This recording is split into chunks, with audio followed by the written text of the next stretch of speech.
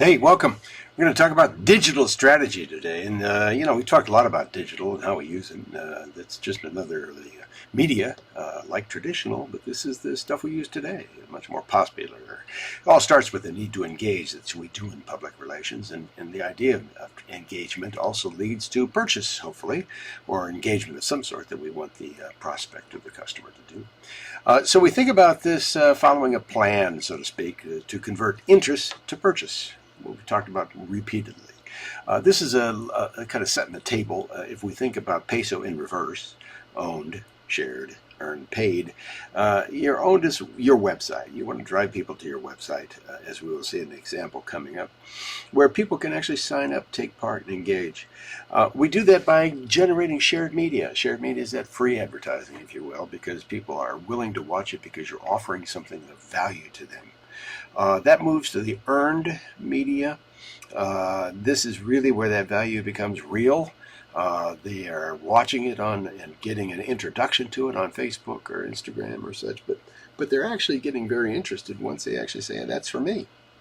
Content buyer about you that's hosted on an influential third-party website, blog, or podcast of some sort. If you get all that right, you can actually then move into paid. You don't want to spend money on advertising until you know that it works. So you kick out the formula in the first stages, find out what people are interested in, then you can accelerate that coverage through paid advertising. We move down to the lower left to nano, up to mega, and basically it's a hill climb. We move ourselves up to larger and larger audiences as we move along. So now what's your passion? Everybody has one, right? And our job as marketers sometimes, or PR people, is to find out what that is, find out what it is that drives people, what they want to accomplish. Climate change is a popular one. People are worried about it. Whether you believe in the science or not is not important. As marketers, we try to understand who does believe in it and how we might be able to put a product, a service, an idea in front of them that they will want to engage in.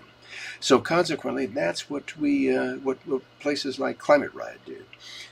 Climate Ride is an interesting organization that put together this combination of people's love for cycling with the love for the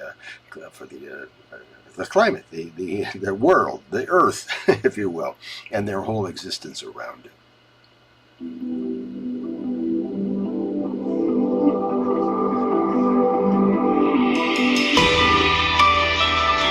This is actually my third Climate Ride event.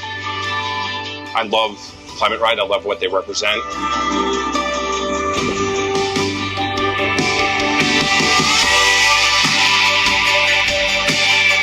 The climate is falling apart. Everyone knows it. Part of the Climate Ride is to support organizations and initiatives that are addressing this issue and meet other people and what they're doing as well. The sponsors of this ride, they're super organized, super supportive. The route was amazing. Beautiful scenery the whole way through. Had really great views of the water. It's the sort of space that you're inspired by to protect.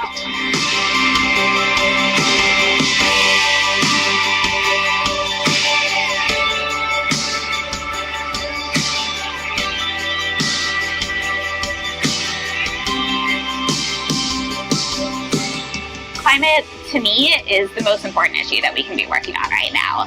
It is a national issue with way more groundswell of support than the media makes it seem like. And we are part of that groundswell of support, being part of Climate Ride.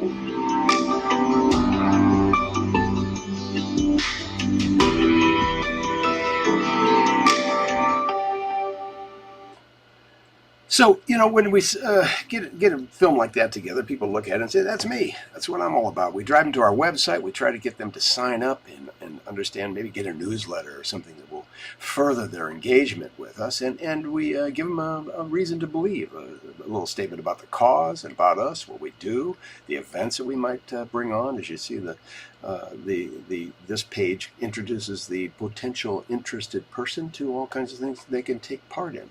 And it really is about creating opportunities for you to engage in a way that is uniquely positive, life-affirming, and transformational. This is a deeper level connection for folks.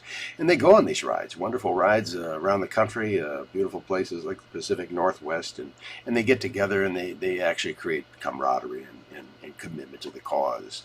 So not all endorsements are created equal, and we shift to this because what we think about sometimes when we're looking at creating connection or following, we really rely on third parties. For example, the newspaper is one that has been around for dozens and millions and hundreds of years and not as popular anymore. But basically what that was, news media coverage about you or your brand is an implied endorsement. It says you're somebody, you're in the paper. News media is considered more neutral and impartial than other endorsements from online influencers or even corporate blogs, even though today we're getting more and more neutrality from influencers that we can draw upon, like we used to draw upon pretty reliably from traditional media. As a rule, the harder it is to secure a third-party endorsement, the more valuable it is for your organic search rank. Now, organic search rank is driven by basically an algorithm, but essentially it is driven by interest. People come to see you because you have something to say.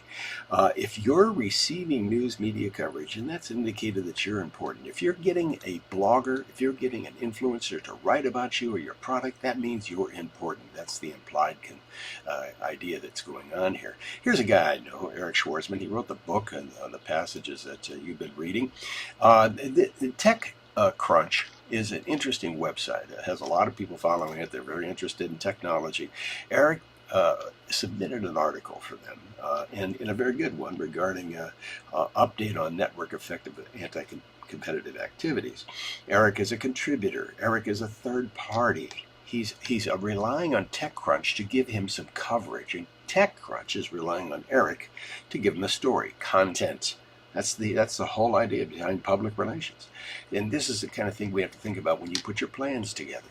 Eric contributes a much-needed sort to TechCrunch, and in turn he gets a powerful backlink. The backlink is that thing which, they are recommending you click on his website for more information.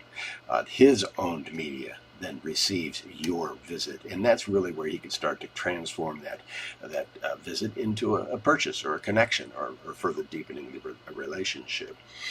This is a case where authority begets authority. Two organizations, or a person in an organization that actually are working together to satisfy the needs of their audience. Backlinks lift your website through credibility and algorithmic juice.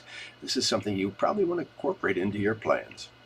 So, what makes news? And we think about that sometimes. There's two kinds. There's hard news, which is, we think about timeliness and proximity and conflict, controversy, an accident on the corner, you saw something happen, or somebody gets hurt, injured, or killed, or something like that. Those are the kinds of things that are human interest. Babies left in a bus or something like that. Those are the kinds of things that get a lot of attention. They're harder news. They're relevant. Soft news is a little different. We look for click-worthiness. In other words, hey, I want to know more about that. That's kind of strange, but I'd like to know more about it. Strange, but true. Something useful, something that I might be able to make use of during the holiday season to cope with the difficulties that we sometimes face. It's also something exclusive and something hot. These are the things we think about that make news. And that's what we do a lot of times in public relations. We try to make some news. We try to get a digital strategy that generates more interest. So, to summarize simply, this idea of digital is part of our lives. And what I spend a lot of time in this class is saying, how do we convert the digital strategy into our marketing, our PR plans?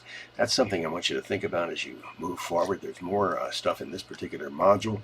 Read through the deck and read through the article, the chapter that I provided from Eric's book, and you'll get a little bit more insight as to how to proceed with creating a very compelling plan for the semester.